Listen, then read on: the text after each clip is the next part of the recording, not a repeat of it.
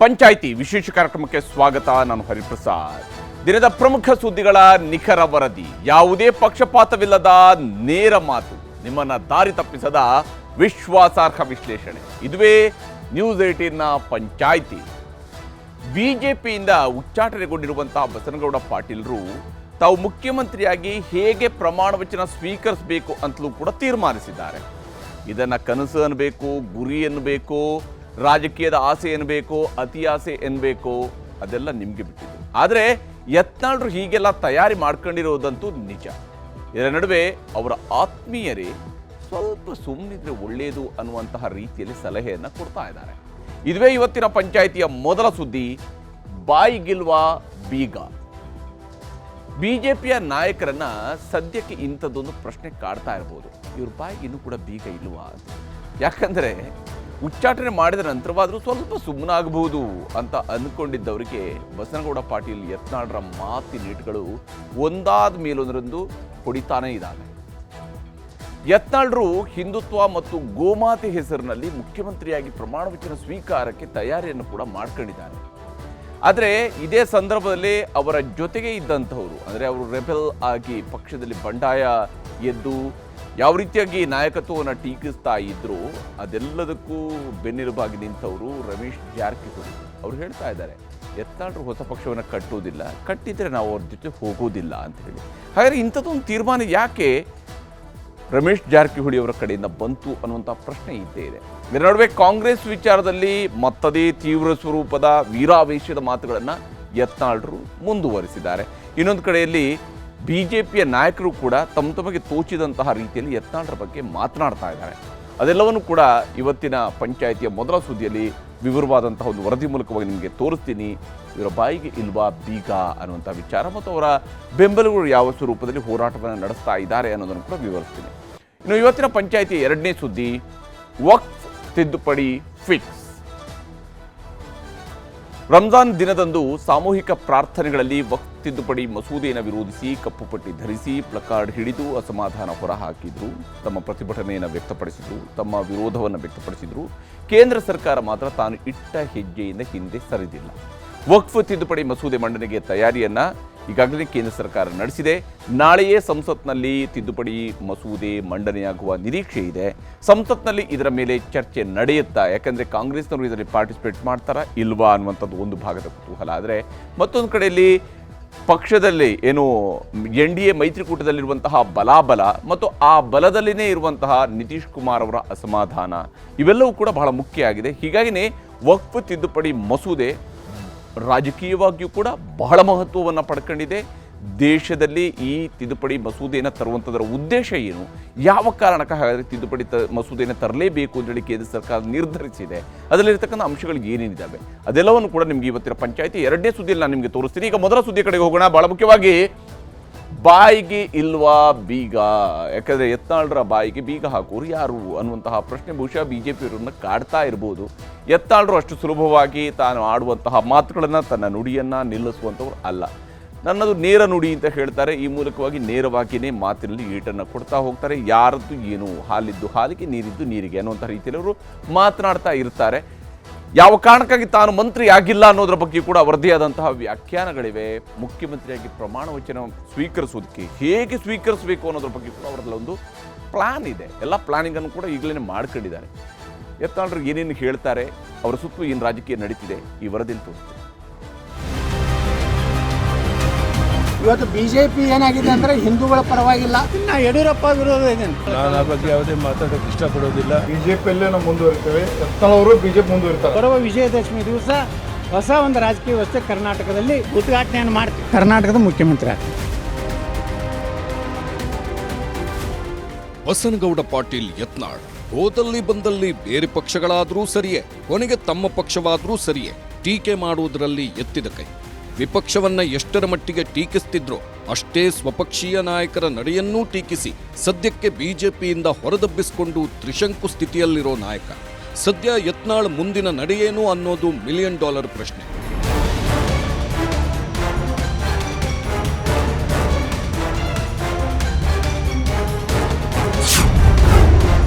ಬಿಜೆಪಿಯಲ್ಲಿ ಜಾಗವಿಲ್ಲ, ಕಾಂಗ್ರೆಸ್ಗೆ ಸೇರಲ್ಲ. ಶಾಸಕ ಬಸನಗೌಡ ಪಾಟೀಲ್ ನಿಗೂಢ ನಡೆ. ಬಿಜೆಪಿಯಿಂದ ಉಚ್ಚಾಟನೆಗೊಂಡಿರುವ ಯತ್ನಾಳ್ ನಡೆ ಕ್ಷಣಕ್ಕೂ ಕುತೂಹಲ ಮೂಡಿಸ್ತಿದೆ. ಬಿಜೆಪಿಗೆ ವಾಪಸ್ ಬರ್ತಾರಾ, ಕಾಂಗ್ರೆಸ್ ಸೇರ್ತಾರಾ ಅಥವಾ ಹೊಸ ಪಾರ್ಟಿ ಕಟ್ತಾರಾ ಅನ್ನೋ ಪ್ರಶ್ನೆ ರಾಜಕೀಯ ಪಡಸಾಲೆಯಲ್ಲಿ ಬಹುಚರ್ಚಿತ ವಿಷಯ. ಸದ್ಯ ಪಕ್ಷದಿಂದ ಹೊರಗೋದ್ರೆ ಏನಂತೆ, ಮತ್ತೆ ವಾಪಸ್ ಬಂದೇ ಬರ್ತೀನಿ ಅಂತ ಪದೇ ಪದೇ ಹೇಳುತ್ತಲೇ ತಮ್ಮ ಹಳೆ ಚಾಳಿಯನ್ನ ಇವತ್ತು ಮುಂದುವರೆಸಿದ್ದಾರೆ. ಬಿಎಸ್ವೈ ಮತ್ತು ವಿಜಯೇಂದ್ರ ವಿರುದ್ಧ ಕುಟುಕುತ್ತಲೇ 2028ಕ್ಕೆ ನಾನೇ ಸಿಎಂ ಆಗ್ತೀನಿ, ಹಿಂದುತ್ವ ಮತ್ತು ಗೋಮಾತೆ ಹೆಸರಲ್ಲಿ ಪ್ರಮಾಣ ವಚನ ಸ್ವೀಕರಿಸ್ತೀನಿ ಅಂತ ಮತ್ತೊಮ್ಮೆ ಶಪಥಗೈದಿದ್ದಾರೆ. ನಾ ಹೆಂಗೆ ಗೆದ್ದು ಬರ್ತೀನಿ, ಹೆಂಗೆ ಕರ್ನಾಟಕ ಮುಖ್ಯಮಂತ್ರಿ ಆಗ್ತೀನಿ, ಈ ಜೋಕರ್ನೇ ಒಂದು ದಿವಸ ಈ ರಾಜ್ಯವನ್ನು ಆಳ್ತಾನೆ. ಮತ್ತೀಗ ನೋಡಕತ್ರಿ 2028 ತನ ಪ್ರಮಾಣ ವಚನ ಏನಂತ ಹಿಂದುತ್ವ ಗೋಮಾತೆ ಮೇಲೆ ತೊಗೋತೀನಿ. ನಾನು ಯಡಿಯೂರಪ್ಪನ ತೆಳಗೆ ಯಾಕೆ ಮಂತ್ರಿ ಆಗಲಿಲ್ಲ ಗೊತ್ತೈತಾನೆ, ಇವತ್ತು ಸತ್ತು ಹೇಳ್ತೇನೆ. ಇಂಥ ಭ್ರಷ್ಟ ಮುಖ್ಯಮಂತ್ರಿ ಕೈಗೆ ನಾ ಆಗಬಾರ್ದು ಅಂತೇಳಿ. ಯಾಕಂದ್ರೆ ಅಟಲ್ ಬಿಹಾರಿ ವಾಜಪೇಯಿ ಅವರು ಸಚಿವ ಸಂಪುಟದಲ್ಲಿದ್ದವ. ಆ ಲೆವೆಲ್ದ ಮನುಷ್ಯ ಬರ್ತಾನೆ. ನಾವು ಬೊಮ್ಮ ರಗಡ್ ಸಲ ಹೇಳಿದ್ರು ನಿಮ್ಮನ್ನು ಮಾಡ್ತೀನಿ, ನಾ ಬೇಡ ಅಂತ ಹೇಳಿದೆ. ನನಗೆ ಬರೀ ಬಿಜಾಪುರ ಸಿಟಿ ರೊಕ್ಕ ಕೊಡಿ, ಡೆವಲಪ್ಮೆಂಟ್ ಸಾಕು. ನಾ ಎಲ್ಲರೂ ಹೋಗಿ ಕ್ಷಮೆ ಬೇಡೀನಿ, ನಾ ಕ್ಷಮೆ ಬಿಡು ಮಗ ಅಲ್ಲ. ನಂದು ರಾಜಕೀಯ ಇವತ್ತೇ ಅಂತಾದರೂ ಪರವಾಗಿಲ್ಲ. ಈ ಉಚ್ಚಾಟನೆ ಬರೀ 6 ವರ್ಷ ಬೇಡ 60 ವರ್ಷ ಹಾಕಲಕ್ಕ. ನಾ ಏನು ಹೋಗಿ ಪ್ರಧಾನಮಂತ್ರಿ ಮುಂದೆ ಕೈ ಜೋಡಿಸಿ ಜನರ ಕೆಲಸ ಇತ್ತು ಹೋಗ್ತೀನಿ, ಪ್ರಧಾನಮಂತ್ರಿಗಳ ಬಳಿ ಹೋಗ್ತೀನಿ. ಈ ರಾಜ್ಯಕ್ಕೆ ಅನ್ಯಾಯದಾಗ ನಾವು ಮಾತಾಡೋವನೇ. ಪಕ್ಷದಲ್ಲೇ ಉಳಿಸಿಕೊಳ್ಳಲು ಆಪ್ತರ ಸರ್ಕಸ್. ಯತ್ನಾಳ್ ಬೆನ್ನಿಗೆ ನಿಂತ ಬೆಳಗಾವಿ ಸಾಹುಕಾರ್. ಬಿಜೆಪಿಯಲ್ಲಿ ಉಳಿಯದಿದ್ದ ಮೇಲೆ ಕಾಂಗ್ರೆಸ್ ಸೇರೋ ಪ್ರಶ್ನೆಯೇ ಇಲ್ಲ ಅಂತ ಖುದ್ದು ಯತ್ನಾಳ್ ಹೇಳಿದ್ರು. ಅಲ್ಲದೆ ರಾಜ್ಯಾದ್ಯಂತ ಪ್ರವಾಸ ಮಾಡಿ ಜನಾಭಿಪ್ರಾಯ ಸಂಗ್ರಹ ಮಾಡ್ತೀನಿ ಅಂತ ಹೇಳೋದರ ಮೂಲಕ ಹೊಸ ಪಕ್ಷ ಕಟ್ಟೋ ಬಗ್ಗೆ ಯತ್ನಾಳ್ ಸುಳಿವು ನೀಡಿದ್ರು. ಆದರೆ ಸದ್ಯದ ಪರಿಸ್ಥಿತಿಯಲ್ಲಿ ಹೊಸ ಪಕ್ಷ ಕಟ್ಟಿ ಅಧಿಕಾರಕ್ಕೇರೋದು ಅಷ್ಟು ಸುಲಭವಲ್ಲ ಅನ್ನೋದು ಸ್ವತಃ ಯತ್ನಾಳ್ಗೂ ಗೊತ್ತು. ಯತ್ನಾಳ್ ಜೊತೆಯಲ್ಲಿರೋ ಇತರೆ ನಾಯಕರಿಗೂ ಗೊತ್ತು. ಹೀಗಾಗಿಯೇ ಸದ್ಯಕ್ಕೆ ಹೊಸ ಪಕ್ಷ ಕಟ್ಟೋ ಮಹಾಸಾಹಸಕ್ಕೆ ಕೈ ಹಾಕೋದು ಬೇಡ, ಬಿಜೆಪಿಯಲ್ಲೇ ಮುಂದುವರೆದು ಹೋರಾಟವನ್ನ ಮುಂದುವರಿಸೋಣ ಅನ್ನೋ ಇರಾದೆ ಆಪ್ತ ನಾಯಕರದ್ದಾಗಿದೆ. ಹೀಗಾಗಿಯೇ ಯಾವುದೇ ಕಾರಣಕ್ಕೂ ಪಕ್ಷಕ್ಕೆ ಮುಜುಗರವಾಗೋ ಹೇಳಿಕೆಯನ್ನ ನೀಡೋದು ಬೇಡ ಅಂತ ಯತ್ನಾಳ್ ಬಣದ ಮತ್ತೋರ್ವ ರೆಬೆಲ್ ನಾಯಕ ರಮೇಶ್ ಜಾರಕಿಹೊಳಿ ಸಲಹೆ ಕೊಟ್ಟಿದ್ದಾರಂತೆ. ಬೇರೆ ಪಕ್ಷ ಕಟ್ಕೊಳ್ಳೋ ಉದ್ದೇಶದಲ್ಲಿ ಮಾತಾಡೋದು ನಾವು ಪೂರ್ಣ ವಿಡಿಯೋ ನೋಡಿದ್ದೇನೆ. ಅವ್ರು ಹೇಳಿದ ಉದ್ದೇಶ ಬೇರೆ ಇದೆ. ಯಾವುದೇ ಪರಿಸ್ಥಿತಿ ನಾವು ಬಿಜೆಪಿ ಇಡೋಲ್ಲ, ಬಿಜೆಪಿಯಲ್ಲೇ ನಾವು ಮುಂದುವರಿತೇವೆ. ಯತ್ನಾಳ್ ಅವರು ಬಿಜೆಪಿ ಮುಂದುವರಿತಾರೆ. ನಾ ಬೇರೆ ಪಕ್ಷ ಕಟ್ಟೋ ಅನ್ನೋದು ನನಗೆ ಇಲ್ಲ. ಮತ್ತು ನಾವು ಭಾರತೀಯ ಜನತಾ ಬೇರೆ ಪಕ್ಷ ಬಿಟ್ಟು ಹೋಗಲ್ಲ. ನಮ್ಮ ಟೀಮ್. ಈ ಮಧ್ಯೆ ಕಾಂಗ್ರೆಸ್ ಸೇರ್ಪಡೆ ವಿಚಾರಕ್ಕೆ ಸಂಬಂಧಿಸಿದ ಪ್ರಶ್ನೆಗೆ ಯತ್ನಾಳ್ ಖಾರವಾಗಿ ಪ್ರತಿಕ್ರಿಯಿಸಿದ್ದಾರೆ. ನನ್ನ ಹೆಣವನ್ನ ಕಾಂಗ್ರೆಸ್ ಕಚೇರಿ ರಸ್ತೆ ಮುಂದೆಯೇ ಮೆರವಣಿಗೆ ಮಾಡಬೇಡಿ ಅಂತ ವಿಲ್ ಬರೆದಿಡ್ತೀನಿ ಅಂತ ತೀಕ್ಷ್ಣ ಮಾತುಗಳಿಂದ ಕಿಡಿಕಾರಿದ್ದಾರೆ. ಕಾಂಗ್ರೆಸ್ಸಿಗೆ ಹೋಗೋದಂತರೂ ಯಾರೋ ನೀನು ಎಂ ಬಿ ಪಾಲ್ಟ್ ಹೇಳಿದ್ರು. ನಾ ಯಾಕೆ ಅವ್ರಿಗೆ ಮನೆಗೇನು ಹೋಗಿನ ಕಾಂಗ್ರೆಸ್ ಸೇರಿದ ನನ್ನ ಹೆಣ ಸಹಿತ ಕಾಂಗ್ರೆಸ್ ಆಫೀಸಿಗೆ ಹೋಗೋದಿಲ್ಲ. ನಾ ಅಲ್ಲ, ನನ್ನ ಹೆಣ ಸಹಿತ ನಾಳೆ ನಾನು ಏನಾರು ಹೆಣ ನಾ ಸತ್ತ ಮ್ಯಾಗ ಏನಾರು ಮೆರವಣಿಗೆ ಮಾಡ್ತೀನಿ ಅಂತ ಕಾಂಗ್ರೆಸ್ ಆಫೀಸ್ ಮುಂದೆ ಒಯ್ಯಬೇಡ ಅಂತ ಹೇಳಿ ಉಯಿಲ್ ಬರದೆ ಸಾಯ್ತೇನೆ.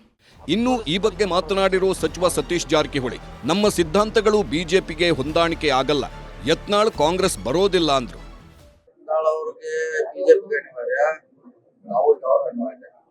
ಅಲ್ಲೇ ಸುಟ್ಟಾಗ್ತಾರೆ. ಯಾಕಂದ್ರೆ ಅವರ ಐಡಿಯಾಲಜಿ, ಅವ್ರ ಸಿದ್ಧಾಂತ, ಹೋರಾಟ ಅದು ಬಿಜೆಪಿ ಸುಟ್ಟಾಗ್ತದೆ. ಜೆಡಿಎಸ್ ಹೊರಗೆ ಹಾಕಿರ್ಬೋದು, ಬಹುಶಃ ಇನ್ನೊಂದು ವರ್ಷ ನಂತರ ಮತ್ತೆ ಅವ್ರಿಗೆ ಅವರೇ ಅವರಿಗೆ ಕಡಿಮೆ. ಯಾಕಂದ್ರೆ ನಮ್ಮ ಐಡಿಯಾಲಜಿ ಸುಟ್ಟಾಗಲ್ಲ ಅವರಿಗೆ. ಈ ಮಧ್ಯೆ ಯತ್ನಾಳ್ ಮೇಲಿನ ಉಚ್ಚಾಟನೆ ಆದೇಶ ವಾಪಸ್ ತೆಗೆಸಲು ಬಿಜೆಪಿಯಲ್ಲಿನ ಕೆಲ ಪ್ರಭಾವಿ ನಾಯಕರು ತೆರೆಮರೆಯಲ್ಲಿ ಪ್ರಯತ್ನ ನಡೆಸುತ್ತಿದ್ದಾರೆ ಎನ್ನಲಾಗ್ತಿದೆ. ಆದರೆ ಯಾವುದೇ ಕಾರಣಕ್ಕೂ ಸದ್ಯಕ್ಕೆ ಆ ಬಗ್ಗೆ ಚರ್ಚೆ ಸಾಧ್ಯವಿಲ್ಲ ಅಂತಿದ್ಯಂತೆ ಹೈಕಮಾಂಡ್. ಈ ಬಗ್ಗೆ ಸದ್ಯ ಪರ ವಿರೋಧ ಚರ್ಚೆ ಜೋರಾಗಿದೆ. ಬಸನಗೌಡ ಪಾಟೀಲ್ ಯತ್ನಾಳ್ರು ಇವತ್ತು ನಮ್ಮ ಪಕ್ಷದಿಂದ ಉಚ್ಚಾಟನೆಗೊಂಡಿದ್ದಾರೆ. ಅದು ನಾನು ಬಿಜಾಪುರದವನಾಗಿ ನನಗೆ ನೋವಿನ ಸಂಗತಿನೇ. ನೋವಿನ ಸಂಗತಿ ಅಂದ್ರೆ ಇದು ಯಾರು ಬೆನ್ನು ತಟ್ಟತಕ್ಕಂಥ ಕೆಲಸ ಅಲ್ಲ. ಅವರು ಮಾಡಿದಂಥ ಕೆಟ್ಟ ನಿರ್ಧಾರಗಳಿಂದ ಈ ಪರಿಸ್ಥಿತಿ ನಮ್ಮ ಪಕ್ಷಕ್ಕೂ ಡ್ಯಾಮೇಜ್ ಆಗಕ್ಕಾಗ್ತಿತ್ತು. ಅವರು ಕೂಡ ಡ್ಯಾಮೇಜ್ ಆಗ್ತಕ್ಕಂಥ ಪರಿಸ್ಥಿತಿಯನ್ನು ಹಾಕ್ಕೊಂಡ್ರು. ಅವ್ರು ಬರ್ಬಂತ ಅವ್ರಿಗೆ ಹೇಳ್ತಿದ್ದಾರಲ್ಲ, ಕರ್ಕೊಂತಾರೆ ನಮ್ಮಂತ ಹೇಳ್ತಾರೆ, ನಾವು ಕರ್ಕೊಂತು. ಹಿರಿಯ ನಾಯಕರೆಲ್ಲರೂ, ರಾಜ್ಯ ನಾಯಕರೆಲ್ಲ ಒಂದು ಮಾತುಕತೆ ಆಡಿ ಸಣ್ಣ ಪುಟ್ಟ ಸಮಸ್ಯೆ ಇದ್ರೆ ಸರಿ ಮಾಡ್ಕೊಂಡು ಕರ್ಕೊಂತಾರೆ. ಯತ್ನಾಳ್ ಅವ್ರನ್ನ ನಮ್ಮ ಪಕ್ಷದಲ್ಲಿ ನಾವು ಒಳ್ಳೆ ನಾಯಕರು ಅಂತ ನಾವು ತಿಳ್ಕೊಂಡಿದ್ದೀವಿ. ಅವ್ರು ಇತ್ತೀಚೆಗೆ ಮಾತಾಡ್ತಾ ಇರ್ತಕ್ಕಂಥವ್ರು ಇದನ್ನೆಲ್ಲ ನೋಡಿದಾಗ ಅವರೊಬ್ಬರೇ ಎಲ್ಲ ಇನ್ನೊಂದು ನಾಯಕರು. ಏನೇಳಿ ಅವ್ರು ಹುಟ್ಟಿದ ಮೊದಲಿಂದನೂ ಸಾವಿರಾರು ವರ್ಷಗಳಿಂದ ಈ ದೇಶದಲ್ಲಿ, ಈ ರಾಜ್ಯದಲ್ಲಿ ಹಿಂದುತ್ವದ ನಾಯಕರುಗಳು ಬೇಕಾದಷ್ಟು ಜನ ಇದ್ದಾರೆ. ಪಕ್ಷದಲ್ಲಿ ಅವ್ರು ಹೆಚ್ಚಿಗೆ ಮಾತಾಡ್ತಾ ಇದ್ದಾರೆ. ಅವರು ಲಿಮಿಟ್ ಕ್ರಾಸ್ ಮಾಡಿದ್ದಾರೆ ಅಂತಲೇ ಅವ್ರನ್ನ ಸಸ್ಪೆಂಡ್ ಮಾಡಿರೋದು. ಮತ್ತೊಂದೆಡೆ ಯತ್ನಾಳ್ ಪರ ಅಭಿಮಾನಿಗಳ ಪ್ರತಿಭಟನೆ ಮುಂದುವರೆದಿದೆ. ಯತ್ನಾಳ್ ಉಚ್ಚಾಟನೆ ಖಂಡಿಸಿ ಕಲಬುರಗಿ ನಗರದ ಸರ್ದಾರ್ ವಲ್ಲಭಭಾಯ್ ಪಟೇಲ್ ವೃತ್ತದಲ್ಲಿ ಮಾಶಾಳದ ಶ್ರೀ ಮುರುಳಾರಾಧ್ಯ ಶಿವಾಚಾರ್ಯರ ನೇತೃತ್ವದಲ್ಲಿ ಬೃಹತ್ ಪ್ರತಿಭಟನೆ ನಡೆಯಿತು. ಅತ್ತ ಕೊಪ್ಪಳದ ಕುಷ್ಟಗಿಯಲ್ಲಿ ಪಂಚಮಸಾಲಿ ಸಮಾಜದಿಂದ ಬೃಹತ್ ಹೋರಾಟ ನಡೆಸಲಾಯಿತು. ಧಾರವಾಡದಲ್ಲೂ ಯತ್ನಾಳ್ ಉಚ್ಚಾಟನೆ ವಿರೋಧಿಸಿ ಪತ್ರ ಚಳುವಳಿ ನಡೆದಿದೆ. ಸದ್ಯಕ್ಕೇನೋ ಯತ್ನಾಳ್ರನ್ನ ಹೊರದಬ್ಬಿ ಹೈಕಮಾಂಡ್ ಸೈಲೆಂಟ್ ಆಗಿದೆ. ಆದರೆ ಯತ್ನಾಳ್ರ ಹಿಂದುತ್ವ ನಾಮಜಪ ಕೆಲ ನಾಯಕರಲ್ಲಿ ಹೊಸ ಚಿಂತನೆ ಹುಟ್ಟುಹಾಕಿದ್ದು ಈ ಬಗ್ಗೆ ಹೈಕಮಾಂಡ್ ತಲೆಕೆಡಿಸಿಕೊಳ್ಳುತ್ತಾ ಇಲ್ವಾ ಅನ್ನೋದು ಕುತೂಹಲ. Bureau report, news 18. ಇಲ್ಲಿ ಯತ್ನಾಳ್ರನ್ನ ಪಕ್ಷದಿಂದ ಹೊರಹಾಕಿ ಆಗಿದೆ. ಈಗ ಏನಿದ್ರು ಕೂಡ ವಾಪಸ್ ಕರೆತರ್ತಾರಾ ಇಲ್ವಾ ಅನ್ನುವಂಥ ಪ್ರಶ್ನೆ. ಹೈಕಮಾಂಡ್ ತನ್ನ ನಿರ್ಧಾರವನ್ನು ಪ್ರಕಟಿಸಿ ಆಗಿದೆ. ಹೈಕಮಾಂಡ್ನ ತೀರ್ಪು ಹೊರಬಿದ್ದಿದೆ. ಮರುಪರಿಶೀಲನೆ ಅರ್ಜಿಯನ್ನು ಹಾಕೋದಕ್ಕೆ ಯತ್ನಾಳ್ರ ಆಪ್ತ ಬಳಗದವರು, ಆಪ್ತ ಮಿತ್ರರೇನಿದ್ದಾರೆ, ಅವರು ಒಂದು ಮರುಪರಿಶೀಲನೆ ಅರ್ಜಿಯನ್ನು ರೆಡಿ ಮಾಡ್ಕೊಳ್ತಿದ್ದಾರೆ. ಅವರು ಸಭೆಯನ್ನು ನಡೆಸ್ಕೊಂಡು ಹೈಕಮಾಂಡನ್ನು ಭೇಟಿ ಆಗಬೇಕು ಅಂತೇಳಿ ಪ್ಲ್ಯಾನನ್ನು ಮಾಡ್ಕೊಂಡಿದ್ದಾರೆ. ಹೈಕಮಾಂಡ್ನಲ್ಲಿ ಇವರು ಹೋಗಿ ಮರುಪರಿಶೀಲನೆ ಅರ್ಜಿ ಹಾಕಿದ ತಕ್ಷಣ ಅದನ್ನು ಮರುಪರಿಶೀಲನೆ ಮಾಡ್ತಾರೆ ಅನ್ನುವಂತಹ ರೀತಿಯಲ್ಲಿ ಆಯಿತು ಅಂತೇಳಿ. ಆದರೆ ಹೈಕಮಾಂಡ್ ಕೊಟ್ಟಂತಹ ತೀರ್ಪು ಅದಕ್ಕೆ ಯಾವುದೇ ರೀತಿಯ ವ್ಯಾಲಿಡಿಟಿ ಇರಲ್ಲ, ಅದಕ್ಕೆ ಖಡಕ್ನೆಸ್ ಇರೋದಿಲ್ಲ, ಅದು ಖಡಕ್ಕಾದಂಥ ನಿರ್ಧಾರ ಅಂತೇಳಿ ಅನಿಸೋದಿಲ್ಲ. ಅದು ಹೈಕಮಾಂಡ್ನ ಶಕ್ತಿಯನ್ನು ಅಲುಗಾಡಿಸದಂತೆ ಆಗುತ್ತೆ. ಹೀಗಾಗಿ ಏಕಾಏಕಿಯಾಗಿ ಇವ್ರನ್ನ ಉಚ್ಚಾಟನೆ ಮಾಡಿರೋದನ್ನು ಹಿಂಪಡೆಯುವಂಥದ್ದು ಅಷ್ಟು ಸುಲಭದ ಮಾತಲ್ಲ. ಚುನಾವಣೆಗಳು ಹತ್ತಿರ ಬಂದಾಗ ಏನು ಬೇಕಿದ್ರೂ ಆಗ್ಬೋದು, ರಾಜಕೀಯವಾದಂತಹ ನಿರ್ಧಾರಗಳಿರ್ತವೆ. ಆದರೆ ಯತ್ನಾಳ್ರು ಈಗ ಹೋಗ್ತಾ ಇರುವಂಥ ವೇಗವನ್ನು ನೋಡ್ತಾ ಹೋದರೆ ಅವರು ತನ್ನದೇ ಆದಂಥ ಸ್ಪಷ್ಟವಾದಂಥ ಮಾತುಗಳಲ್ಲಿ ಹೇಗೆ ಟೀಕಾ ಪ್ರಹಾರಗಳನ್ನು ಮಾಡ್ತಾ ಇದ್ದಾರೆ ಅಂತ ನೋಡ್ತಾ ಹೋದರೆ ಅಷ್ಟು ಸುಲಭವಾಗಿ BJPಗೆ ಮರಳಿ ಹೋಗುವಂಥದ್ದಕ್ಕೆ ಬೇಕಾದಂಥ ಪ್ರಯತ್ನವನ್ನು ಮಾಡದಂತೆ ಕಾಣ್ತಾ ಇಲ್ಲ. ಬದಲಿಗೆ ನೋಡೋಣ, ನನ್ನ ದಾರಿ ಇದೆ, ಮುಂದೇನಾಗುತ್ತೆ ನೋಡೋಣ. ಯಾಕಂದರೆ 2 ಬಾರಿ ಉಚ್ಚಾಟನೆ ಮಾಡಿ 2 ಬಾರಿ ವಾಪಸ್ ಪಕ್ಷಕ್ಕೆ ಕರೆಸ್ಕೊಂಡಂಥವ್ರು 3ನೇ ಬಾರಿ ಉಚ್ಚಾಟನೆ ಮಾಡಿದ ನಂತರ 3ನೇ ಬಾರಿ ವಾಪಸ್ ಕರೆಸ್ಕೊಳ್ಳೋದೇ ಇಲ್ಲ ಅಂತ ಹೇಳೋದಕ್ಕೆ ಆಗೋದಿಲ್ಲಲ್ಲ. ಅಂಥ ಸಿಚುವೇಷನಲ್ಲಿ ಸದ್ಯಕ್ಕೆ ಯತ್ನಾಳ್ರು ಇದ್ದಾರೆ. ಹೀಗಾಗಿ ಅವರು ಬಾಯಿಗೆ ಬೀಗ ಹಾಕುವಂಥವ್ರು ಕೂಡ ಸದ್ಯಕ್ಕೆ ಯಾರಿದ್ದಂಗೆ ಕಾಣ್ತಾ ಇಲ್ಲ. ವಕ್ಫ್ ತಿದ್ದುಪಡಿ ಬಹುತೇಕ ಫಿಕ್ಸ್ ಆಗಿದೆ. ಅದಕ್ಕೆ ಬೇಕಾದಂತಹ ಮಸೂದೆ ಮಂಡನೆಗೆ ಸರ್ಕಾರ ತಯಾರಿ ಮಾಡ್ಕೊಂಡಿದೆ. ತಿದ್ದುಪಡಿ ಅಂತೂ ಮಾಡೇ ಮಾಡ್ತಾರೆ. ಸರಿಸುಮಾರು 572 ತಿದ್ದುಪಡಿಗಳ ಬಗ್ಗೆ ಸಲಹೆಗಳು ಬಂದಿದ್ವು. ಏನೇನು ತಿದ್ದುಪಡಿ ಮಾಡ್ಬೋದು ಅಂದರೆ ಇವರು ಮೂಲ ಕರಡು ಪ್ರತಿಯ ಮೇಲ್ಗಡೆ 572 ತಿದ್ದುಪಡಿಗಳ ಸಲಹೆಯೂ ಕೂಡ ಬಂದಿತ್ತು. ಅದಾದ ನಂತರ ಎಷ್ಟು ತಿದ್ದುಪಡಿಗಳನ್ನು ಅಳವಡಿಕೆ ಮಾಡ್ಕೊಂಡಿದ್ದಾರೆ ಇವೆಲ್ಲವೂ ಕೂಡ ಒಂದು ಭಾಗ. ತಿದ್ದುಪಡಿಯ ಆಳ ಅಗಲ ಹೇಗಿದೆ ಅನ್ನೋದು ನಿಮಗೆ ತೋರಿಸ್ತೀನಿ. ಅದಕ್ಕಿಂತ ಮುಂಚಿತವಾಗಿ ಈ ಬಿಲ್ ಪಾಸ್ ಆಗಬೇಕಂದ್ರೆ ಸಂಸತ್ತಿನಲ್ಲಿ ಬಲಾಬಲ ಬಹಳ ಮುಖ್ಯ ಆಗಿರುವಂಥದ್ದು. ಆ ಬಲಾಬಲವನ್ನು ನಿಮಗೆ ಮೊದಲಿಗೆ ತೋರಿಸ್ತಾ ಹೋಗ್ತೀನಿ. ನಂತರ ತಿದ್ದುಪಡಿ ಯಾವ ಸ್ವರೂಪದಲ್ಲಿ ಇದೆ ಅನ್ನೋದನ್ನು ಕೂಡ ನಿಮಗೆ ಹೇಳ್ತೀನಿ. ಸಂಖ್ಯಾಬಲದ ಲೆಕ್ಕಾಚಾರ ಯಾವ ಸ್ವರೂಪದಲ್ಲಿ ಇದೆ ಅನ್ನೋದನ್ನು ನೋಡ್ತಾ ಹೋದರೆ NDA ಟೀಮ್ನ ಶಕ್ತಿ ಇರುವಂಥದ್ದು ಲೋಕಸಭೆಗೆ ಬಂದಾಗ 293 ಮತಗಳಿದ್ದಾವೆ. ಆದರೆ 293 ಸದಸ್ಯ ಬಲವನ್ನು NDA ಲೋಕಸಭೆಯಲ್ಲಿ ಹೊಂದಿದೆ. NDAಗೆ ರಾಜ್ಯಸಭೆಯಲ್ಲಿ 122 ಸದಸ್ಯ ಬಲ ಇದೆ. 122 ಮತಗಳು ಇಲ್ಲಿ ಈ ಬಿಲ್ಲನ್ನು ಪಾಸ್ ಮಾಡೋದಕ್ಕೆ ಬೇಕಾಗಿರ್ತಕ್ಕಂತಹ 122 ಮತಗಳು ಸರ್ಕಾರದ ಪರವಾಗಿದ್ದಾವೆ, NDA ಪರವಾಗಿದ್ದಾವೆ. ವಿರೋಧ ಪಕ್ಷಗಳ ಶಕ್ತಿ ಲೋಕಸಭೆಯಲ್ಲಿರುವಂಥದ್ದು 250ರಷ್ಟು ಶಕ್ತಿಯನ್ನು ವಿರೋಧ ಪಕ್ಷಗಳು ಲೋಕಸಭೆಯಲ್ಲಿ ಹೊಂದಿದ್ದಾವೆ. ಅಂದರೆ ಈ ಬಿಲ್ಲನ್ನು ಪಾಸ್ ಮಾಡ್ಕೊಳ್ಳೋದಕ್ಕೆ ಬೇಕಾಗಿರುವಂಥದ್ದು ಈ ವಕ್ಫ್ ಬಿಲ್ ಜಾರಿಗೆ, ಅಂದರೆ ಅದನ್ನು ಅನುಮೋದನೆಯನ್ನು ಪಡ್ಕೊಳ್ಳೋದಕ್ಕೆ, ಆ ಬಿಲ್ಲನ್ನು ಅನುಮೋದನೆಯನ್ನು ಪಡ್ಕೊಳ್ಳೋದಕ್ಕೆ ಬೇಕಾಗಿರೋದು 272 ಮತಗಳ ಅವಶ್ಯಕತೆ ಇದೆ. 272 ಮತಗಳು ಲೋಕಸಭೆಯಲ್ಲಿ ಈ ಬಿಲ್ ಪಾಸ್ ಆಗೋದಕ್ಕೆ ಸರ್ಕಾರಕ್ಕೆ ಬೇಕು. 250 ವಿರೋಧ ಪಕ್ಷಗಳ ಬಳಿಯಲ್ಲಿರತಕ್ಕಂತಹ ಬಲ, 250 ಸಂಖ್ಯಾಬಲ ವಿರೋಧ ಪಕ್ಷಗಳಿಗಿದ್ದರೆ 293 ಮತಗಳ ಬಲವನ್ನು, ಅಂದರೆ ಸದಸ್ಯ ಬಲವನ್ನು, ಸಂಸದರ ಬಲವನ್ನು NDA ಹೊಂದಿದೆ ಲೋಕಸಭೆಯಲ್ಲಿ. ಇನ್ನು ರಾಜ್ಯಸಭೆಗೆ ಬಂದಾಗ NDA 122 ಸದಸ್ಯ ಬಲವನ್ನು ಹೊಂದಿದೆ. ಮೈತ್ರಿಕೂಟದ BJP ಸೇರಿದಂತೆ BJP ಮೈತ್ರಿಕೂಟದವರು ಸೇರಿ 122 ಸದಸ್ಯ ಬಲವನ್ನು ರಾಜ್ಯಸಭೆಯಲ್ಲಿ ಹೊಂದಿದ್ದಾರೆ. 116 ವಿರೋಧ ಪಕ್ಷಗಳು ಹೊಂದಿರತಕ್ಕಂತಹ ಶಕ್ತಿ 116 ಸದಸ್ಯ ಬಲ. ಬಹಳ ಥಿನ್ ಮಾರ್ಜಿನ್ ಇದೆ ಇಲ್ಲಿ. 119 ಸಂಖ್ಯಾಬಲ ಬೇಕಾಗುತ್ತೆ ಬಿಲ್ ಪಾಸ್ ಮಾಡ್ಕೊಳ್ಳೋದಕ್ಕೆ. ಅಂದರೆ ಬಿಲ್ ಪಾಸ್ ಮಾಡ್ಕೊಳ್ಳುವಂತಹ ಅವಕಾಶ ಸಹಜವಾಗಿದೆ, ಸರ್ಕಾರಕ್ಕೆ ಇದ್ದೇ ಇದೆ, NDAಗೆ ಇದ್ದೇ ಇದೆ. 119 ಸದಸ್ಯ ಬಲ ಬೇಕಾಗಿರುವಂಥದ್ದು, 119 ಈಗ ಸದ್ಯಕ್ಕೆ ಬೇಕಾಗಿರುವಂಥದ್ದು. ವಿರೋಧ ಪಕ್ಷಗಳ ಶಕ್ತಿ ಇರುವಂಥದ್ದು 116, 122 ಇದೆ. ಹೀಗಾಗಿ 3 ಸದಸ್ಯ ಬಲ ಜಾಸ್ತಿ ಇರೋದ್ರಿಂದಾಗಿ ಸಹಜವಾಗಿಯೇ ಬಿಲ್ಲನ್ನು ಪಾಸ್ ಮಾಡಿಸ್ಕೊಳ್ಬೋದು.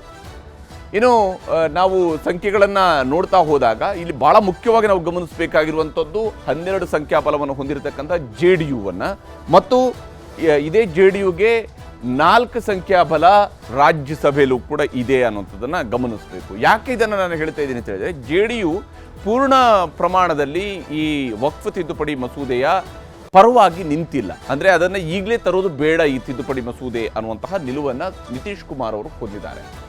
ಈ 293ರಿಂದ 12 ಒಟ್ಟು ಬಲ 293 ಇರುವಾಗ 272 ಬಹುಮತಕ್ಕೆ ಬೇಕಾಗಿರುವಂಥದ್ದು. ಅಂದರೆ ಒಂದು ಬಿಲ್ಲನ್ನು ಪಾಸ್ ಮಾಡ್ಕೊಳ್ಳೋದಕ್ಕೆ ಹೌಸ್ನಲ್ಲಿ, ಲೋಕಸಭೆಯಲ್ಲಿ. BJPಯ ಬಳಿಯಲ್ಲಿ 240 ಸದಸ್ಯ ಬಲ ಇದೆ. BJP ಈ ಬಿಲ್ ಪಾಸ್ ಮಾಡ್ಕೊಳ್ಬೇಕು ಅಂದರೆ ತನ್ನ ಮಿತ್ರರನ್ನು ಅವಲಂಬಿಸಲೇಬೇಕು. 2 ಪ್ರಮುಖ ಮಿತ್ರರು TDP ಮತ್ತು JDU.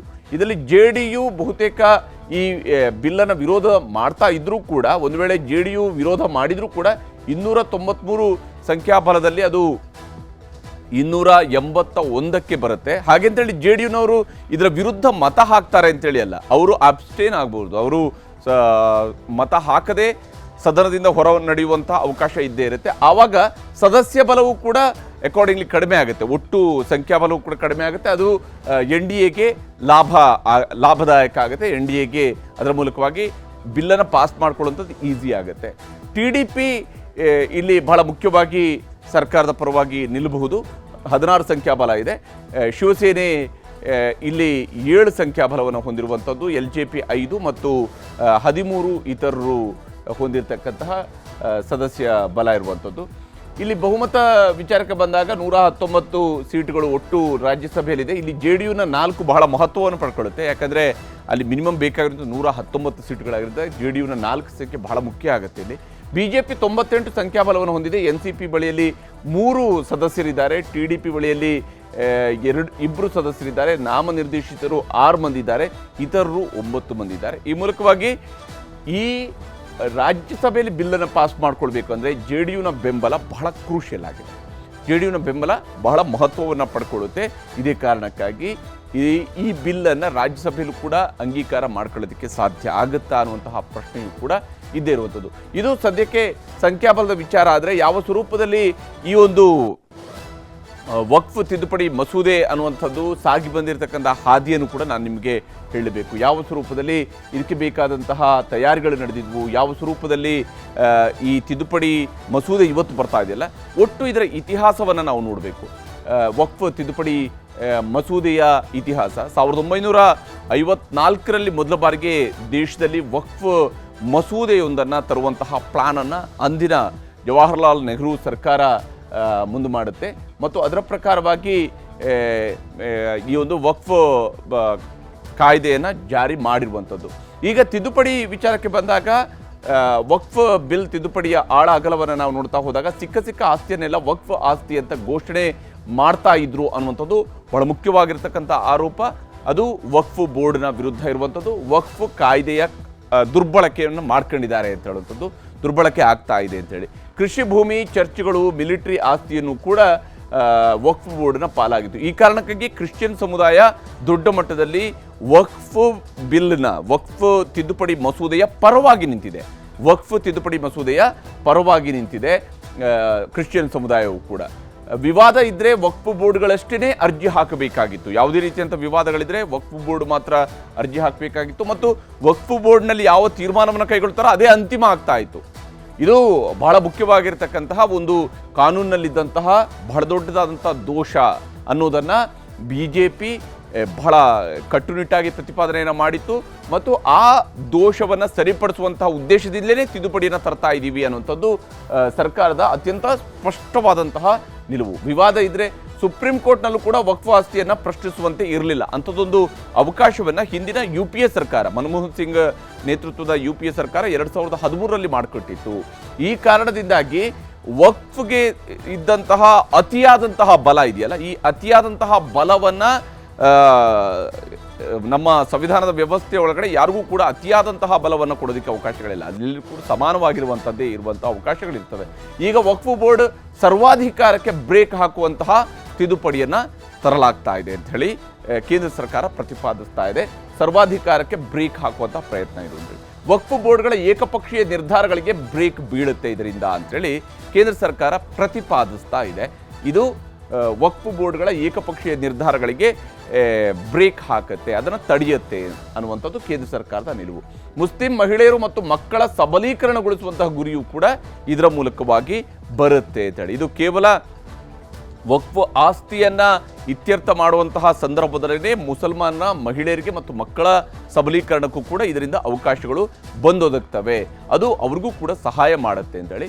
ವಕ್ಫ್ ತಿದ್ದುಪಡಿ ಮಸೂದೆಯಲ್ಲಿ 572 ತಿದ್ದುಪಡಿಗಳಿಗೆ ಸಲಹೆಗಳು ಬಂದಿದ್ವು. ಯಾವ ಕರಡು ಪ್ರತಿಯನ್ನ ಕೇಂದ್ರ ಸರ್ಕಾರ ರೆಡಿ ಮಾಡ್ತೋ, ವಕ್ಫ್ ಮಸೂದೆಗೆಯನ್ನ ರೆಡಿ ಮಾಡಿತ್ತು, ಆ ವಕ್ಫ್ ಮಸೂದೆಯ ಒಟ್ಟು ತಿದ್ದುಪಡಿ ಏನಿತ್ತಲ್ಲ, ಆ ತಿದ್ದುಪಡಿ ಮಸೂದೆಯ ಕರಡು ಪ್ರತಿಯ ಮೇಲ್ಗಡೆ 572 ತಿದ್ದುಪಡಿಗಳಿಗೆ ಆಡಳಿತ ಮತ್ತು ಪ್ರತಿಪಕ್ಷಗಳಿಂದ ಮತ್ತು ಬೇರೆ ಬೇರೆ ಕಡೆಗಳಿಂದಲೂ ಕೂಡ 572 ಸಲಹೆಗಳು ಬಂದಿದ್ವು. ತಿದ್ದುಪಡಿಗಳನ್ನು ತರೋದಕ್ಕೆ ಈ ತಿದ್ದುಪಡಿ ಮಸೂದೆಯಲ್ಲಿ ಇವುಗಳನ್ನು ಇನ್ಕ್ಲೂಡ್ ಮಾಡಬೇಕು ಅಂತ ಹೇಳಲಾಗಿತ್ತು. ಆದರೆ BJP ಮತ್ತು ಮಿತ್ರ ಪಕ್ಷಗಳು ನೀಡಿದಂತಹ 32 ತಿದ್ದುಪಡಿಗಳನ್ನು ಅಂಗೀಕಾರ ಮಾಡಿಕೊಂಡಿದೆ JPC. 32 ತಿದ್ದುಪಡಿಗಳು ಯಾವುದನ್ನು BJP ಸಲಹೆಯನ್ನು ಕೊಟ್ಟಿತ್ತು ಮತ್ತು ಮಿತ್ರ ಪಕ್ಷಗಳು ಸಲಹೆಯನ್ನು ಕೊಟ್ಟಿದ್ವು, ಅವುಗಳನ್ನು ಅಂಗೀಕಾರ ಮಾಡಲಾಗಿತ್ತು. ವಿರೋಧ ಪಕ್ಷಗಳು ನೀಡಿದಂಥ ತಿದ್ದುಪಡಿಗಳನ್ನು JPC ಅವರು ತಿರಸ್ಕರಿಸಿದ್ವಿ ಅನ್ನೋದನ್ನು ಈಗಾಗಲೇ ಜಗದಂಬಿಕಾ ಪಾಲ್ ಅವರು ಕೂಡ ಹೇಳಿದ್ದಾರೆ. ಅದು ನಾನಾ ಕಾರಣಗಳಿರ್ತವೆ, ರಾಜಕೀಯದ ನಿರ್ಧಾರಗಳು ಕೂಡ ಇರ್ತವೆ, ಮತ್ತು ಅವರು ಕೊಟ್ಟಿರುವಂತಹ ಸಲಹೆಗಳು ಅದು ಎಷ್ಟರ ಮಟ್ಟಿಗೆ ಈ ಮಸೂದೆಯ ಮೂಲ ಉದ್ದೇಶ, ತಿದ್ದುಪಡಿ ಮಸೂದೆಯ ಮೂಲ ಉದ್ದೇಶದ ಪರವಾಗಿದ್ದಾವೋ ಇಲ್ವೋ ಅನ್ನುವಂಥದ್ದು ಕೂಡ ಕನ್ಸಿಡರ್ ಆಗುತ್ತೆ. ನಾಳೆ ಲೋಕಸಭೆಯಲ್ಲಿ ವಕ್ಫ್ ತಿದ್ದುಪಡಿ ಮಸೂದೆ ಮಂಡನೆ ಆಗುವಂಥದ್ದಿದೆ. ವಕ್ಫ್ ತಿದ್ದುಪಡಿ ಮಸೂದೆ ನಾಳೆ ಮಂಡನೆ ಆಗೋದಿದೆ ಲೋಕಸಭೆಯಲ್ಲಿ. ಲೋಕಸಭೆ ರಾಜ್ಯಸಭೆಯಲ್ಲಿ ಅಂಗೀಕಾರ ಪಡ್ಕೊಳ್ಳೋದಕ್ಕೆ ಕೇಂದ್ರ ಸರ್ಕಾರ ತಯಾರಿಯನ್ನು ಮಾಡ್ಕೊಂಡಿದೆ. ಇದರ ಮೂಲಕವಾಗಿ ಈ ಒಂದು ತಿದ್ದುಪಡಿ ಮಸೂದೆ ಕಾನೂನಿನ ರೂಪವನ್ನು ಪಡ್ಕೊಳ್ಳುತ್ತೆ ಅನ್ನುವಂಥದ್ದು ಕೇಂದ್ರ ಸರ್ಕಾರಕ್ಕಿರುವಂಥ ವಿಶ್ವಾಸ. ಇನ್ನು ವಕ್ಫ್ ಬೋರ್ಡಿನ ಇತಿಹಾಸವನ್ನು ನಾವು ನೋಡೋದಾದರೆ, ವಕ್ಫ್ ಅಂದರೆ ಮಸೀದಿ, ದರ್ಗಾ, ಸ್ಮಶಾನ, ಆಶ್ರಯ ಮನೆಗಳು, ಶಿಕ್ಷಣ, ಧಾರ್ಮಿಕ ಉದ್ದೇಶಕ್ಕಾಗಿ ಸಮರ್ಪಿಸಿದಂತಹ ಆಸ್ತಿ. ಈ ರೀತಿಯಂಥ ಧಾರ್ಮಿಕ ಉದ್ದೇಶಗಳಿಗೆ ಬೇಕಾಗಿ ಕೊಟ್ಟಿರ್ತಕ್ಕಂಥ ಆಸ್ತಿಯನ್ನು ವಕ್ಫ್ ಆಸ್ತಿ ಅಂತ ಹೇಳಿ ಕರೀತಾರೆ. ಮುಸ್ಲಿಮರ ಆಸ್ತಿ ರಕ್ಷಣೆಗಾಗಿ ವಕ್ಫ್ ಬೋರ್ಡ್ ಸ್ಥಾಪನೆಯನ್ನು 1954ರಲ್ಲಿ ನೆಹರು ಸರ್ಕಾರದಲ್ಲಿ ಕಾಯ್ದೆಯನ್ನು ಪರಿಚಯಿಸಲಾಗುತ್ತೆ. ಇಂಥದ್ದೊಂದು ಕಾಯ್ದೆಯನ್ನು ನಾವು ತರುವಂಥದ್ದು ಅನ್ನುವಂಥದ್ದನ್ನು ಮಾಡಲಾಗುತ್ತೆ. 1964ರಲ್ಲಿ ಅಂದರೆ ನೆಹರು ಅವರ ನಂತರ 1964ರಲ್ಲಿ ಸೆಂಟ್ರಲ್ ವಕ್ಫ್ ಬೋರ್ಡನ್ನು ರಚಿಸಿ ತಿದ್ದುಪಡಿಯನ್ನು ಮಾಡಲಾಗುತ್ತೆ. ಮುಸ್ಲಿಮರು ದಾನ ಕೊಟ್ಟ ಆಸ್ತಿಯೂ ಕೂಡ ವಕ್ಫ್ ಆಸ್ತಿ ಅಂತ ನಮೂದು ಮಾಡಲಾಗುತ್ತೆ. ಅಂದರೆ ವಕ್ಫ್ ಆಸ್ತಿ ಯಾವುದು ಆಗುತ್ತೆ ಅಂತ ಹೇಳಿದರೆ, ಮುಸಲ್ಮಾನರು ದಾನ ಕೊಟ್ಟಿರ್ತಕ್ಕಂಥ ಆಸ್ತಿಗಳನ್ನು ಕೂಡ ವಕ್ಫ್ ಅಂತೇಳಿ ಘೋಷಣೆ ಮಾಡ್ಬೋದು. 1995ರಲ್ಲಿ ಮತ್ತೆ ವಕ್ಫ್ ಕಾಯ್ದೆಗೆ ತಿದ್ದುಪಡಿಯನ್ನು ತರಲಾಗುತ್ತೆ. ರಾಜ್ಯಗಳು, ಕೇಂದ್ರಾಡಳಿತಗಳಲ್ಲಿ ವಕ್ಫ್ ಬೋರ್ಡ್ಗಳನ್ನು ಸ್ಥಾಪನೆ ಮಾಡೋದಕ್ಕೆ ನರಸಿಂಹರಾಯರ ಸರ್ಕಾರದ ಅವಧಿಯಲ್ಲಿ 1995ರಲ್ಲಿ ವಕ್ಫ್ ಕಾಯ್ದೆಗೆ ತಿದ್ದುಪಡಿಯನ್ನು ತಂದು ರಾಜ್ಯಗಳು ಮತ್ತು ಕೇಂದ್ರಾಡಳಿತಗಳಲ್ಲಿ ಇವುಗಳನ್ನು ಜಾರಿಗೊಳಿಸುವಂಥದ್ದು, ವಕ್ಫ್ ಬೋರ್ಡ್ಗಳನ್ನು ಸ್ಥಾಪಿಸುವಂತಹ ಕೆಲಸ ನಡೆಯುತ್ತೆ. ಇದಾದ ಮೇಲೆ ಬಹಳ ಇವತ್ತು ವಿವಾದಕ್ಕೆ ಕಾರಣ ಆಗ್ತಾ ಇರುವಂಥದ್ದು 2013ರಲ್ಲಿ ಮನಮೋಹನ್ ಸಿಂಗ್ ಸರ್ಕಾರ ತಂದಂತಹ ತಿದ್ದುಪಡಿಗಳು. ಯಾಕಂದರೆ ಮನಮೋಹನ್ ಸಿಂಗ್ ಸರ್ಕಾರದ ಅವಧಿಯಲ್ಲಿ 2013ರಲ್ಲಿ ತಂದಂತಹ ತಿದ್ದುಪಡಿಗಳು ಇದು ವಕ್ಫ್ ಬೋರ್ಡ್ಗಳಿಗೆ ಪರಮಾಧಿಕಾರವನ್ನು ಕೊಟ್ಟಿದೆ. ಅಂದರೆ ಯಾವ ಆಸ್ತಿಯನ್ನು ವಕ್ಫ್ ಅಂತೇಳಿ ನಿರ್ಧರಿಸ್ತಾರೋ ಅದನ್ನು ವಕ್ಫ್ ಬೋರ್ಡ್ ಆ ವಿಚಾರಗಳಲ್ಲಿ ವ್ಯಾಜ್ಯವನ್ನು ವಕ್ಫ್ ಬೋರ್ಡ್ ಮಾತ್ರ ಮಾಡ್ಬೋದು ಮತ್ತು ಅದು ವಕ್ಫ್ ಬೋರ್ಡ್ ಮಾತ್ರ ನಿರ್ಧಾರವನ್ನು ಕೈಗೊಳ್ಳಬಹುದು ಅನ್ನುವಂತಹ ನಿಟ್ಟಿನಲ್ಲಿ ಬಂದಂತಹ ಕಾಯ್ದೆ ತಿದ್ದುಪಡಿ ಇದು ವಕ್ಫ್ ಬೋರ್ಡ್ಗಳಿಗೆ ದೊಡ್ಡದಾದಂತಹ ಒಂದು ಅಧಿಕಾರವನ್ನು ಕೊಡ್ತು. ಹೀಗಾಗಿ ಮತ್ತೆ ತಿದ್ದುಪಡಿಯನ್ನು 2013ರಲ್ಲಿ ಮನಮೋಹನ್ ಸಿಂಗ್ ಸರ್ಕಾರದ ಅವಧಿಯಲ್ಲಿ ತಿದ್ದುಪಡಿಯನ್ನು ಮಾಡಿ ವಕ್ಫ್ ಆಸ್ತಿ ಅಂತ ಘೋಷಿಸಿದರೆ ವಶಕ್ಕೆ ಪಡೆಯುವ ಸರ್ವೋಚ್ಚ ಅಧಿಕಾರವನ್ನು ವಕ್ಫ್ ಬೋರ್ಡ್ಗೆ ನೀಡಲಾಯಿತು. ಇದರಿಂದಾಗಿ ದೇಶದಲ್ಲಿ ಈಗಾಗಲೇ ಇದನ್ನು BJPಯವರು ಸಾಕಷ್ಟು ಬಾರಿ ತಮ್ಮ ಚುನಾವಣಾ ರ್ಯಾಲಿಗಳಲ್ಲೂ ಕೂಡ ಹೇಳ್ತಾ ಇರ್ತಾರೆ. ದೇಶದಲ್ಲಿ ಒಟ್ಟು 9.40 ಲಕ್ಷ ಎಕರೆ ವಕ್ಫ್ ಆಸ್ತಿ ಇದೆ. ವಕ್ಫ್ ಬಳಿಯಲ್ಲಿರುವಂಥ ಆಸ್ತಿ 9.40 ಲಕ್ಷ ಎಕರೆಯಷ್ಟು ಆಸ್ತಿ ವಕ್ಫ್ ಹೆಸರಿನಲ್ಲಿದೆ. ಕರ್ನಾಟಕದಲ್ಲಿನೇ ಬೇರೆ ಬೇರೆ ಲೆಕ್ಕಾಚಾರಗಳ ಅಂಕದಲ್ಲೂ ಕೂಡ ಹೇಳ್ತಾ ಹೋಗ್ತಾರೆ. ರೈಲ್ವೆ ಇಲಾಖೆಯನ್ನು ಬಿಟ್ಟರೆ ಅತಿ ಹೆಚ್ಚು ಭೂಮಿಯನ್ನು ಹೊಂದಿರತಕ್ಕಂಥ ಇನ್ನೊಂದು ಇಲಾಖೆ ಅಂತ ಹೇಳಿದರೆ ಅದು ವಕ್ಫ್ ಅನ್ನುವಂಥದ್ದನ್ನು ಈಗಾಗಲೇ ಉಲ್ಲೇಖ ಮಾಡ್ತಾ ಇರುವಂಥದ್ದು. ಹೀಗಾಗಿ ಈ ತಿದ್ದುಪಡಿ ಮಸೂದೆಯನ್ನು ನಾಳೆ ಮಂಡನೆ ಮಾಡ್ತಾ ಇದೆ ಕೇಂದ್ರ ಸರ್ಕಾರ. ಯಾವ ರೀತಿಯಾಗಿ ಇದು ಅಂಗೀಕಾರ ಆಗುತ್ತೆ, ಏನಾಗುತ್ತೆ ಅನ್ನೋದನ್ನು ಕುತೂಹಲದಿಂದ ಇಡೀ ದೇಶವೂ ಕೂಡ ಎದುರು ನೋಡ್ತಾ ಇರುವಂಥದ್ದು. ಇದಾಗಿತ್ತು ಇವತ್ತಿನ ಪಂಚಾಯಿತಿ. ನಮಸ್ಕಾರ.